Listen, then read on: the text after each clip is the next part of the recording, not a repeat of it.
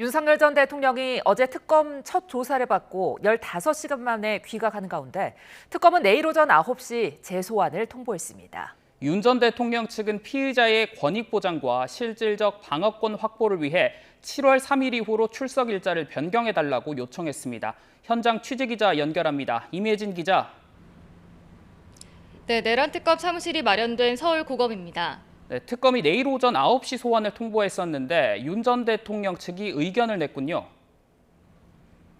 네, 앞서 내란 특검팀은 윤 전 대통령 측에 내일 오전 9시에 다시 출석하라고 통보했는데요.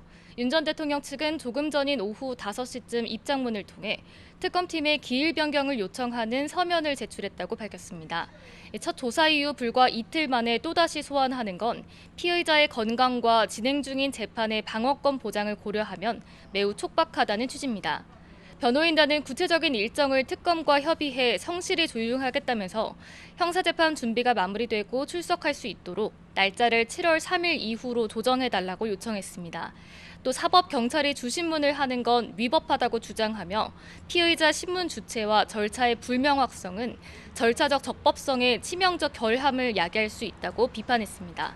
이와 관련해 내란 특검팀은 추후 조치에 대해 내부 검토를 하고 있다고 밝혔습니다. 네, 특검은 출석을 전제로 2차 조사를 준비하고 있었죠. 네, 오늘 새벽까지 조사를 진행한 특검은 오늘도 서울고검 사무실에 출근해 2차 조사를 위한 채비를 하고 있었는데요.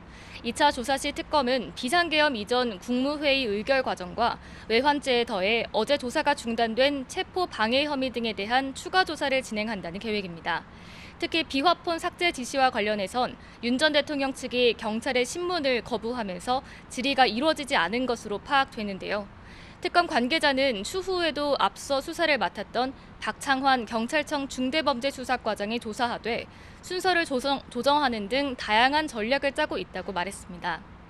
윤 전 대통령이 비교적 적극적으로 조사에 응한 국무회의 의결 과정이나 국회 계엄 해제안 의결 방해 혐의 등의 조사를 먼저 진행해 불출석의 명분을 만들지 않겠다는 포석을 둔 겁니다. 아울러 계엄 전후 국무회의에 참석했던 국무위원들 소환 조사가 이루어질 수도 있다고 했는데요. 조사 일정에 대해선 현 단계선 특정한 사정이 없는 이상 공개하지 않을 생각이라고 덧붙였습니다. 네, 어제 첫 조사 상황도 정리해 주시죠. 네, 윤 전 대통령은 서울고검에 15시간 정도 머물렀지만 특검과의 신경전이 계속되면서 실제 신문 시간은 5시간가량에 그쳤습니다. 특히 윤 전 대통령 측은 경찰 특별수사단에서 체포영장 집행방해 혐의 사건을 맡아온 박창환 중대범죄수사과장이 조사를 진행하자 반발하며 교체를 요구했습니다. 윤 전 대통령 변호인단은 신문을 맡은 박총경이 불법 체포영장 집행을 지휘했고 서울중앙지검에 고발한 경찰 중 한 명이라며 가해자에게 조사를 받을 수 없다고 주장했습니다. 이에 대해 특검 측은 박총경이 1차 체포영장 집행을 지휘한 적 없고 수사 연계성을 고려한 거라고 반박했는데요. 윤 전 대통령 측은 경찰이 진행하는 조사에는 응하지 않겠다며 맞섰고 오전에 진행된 피의자 신문 조서에는 서명과 날인을 하지 않았습니다.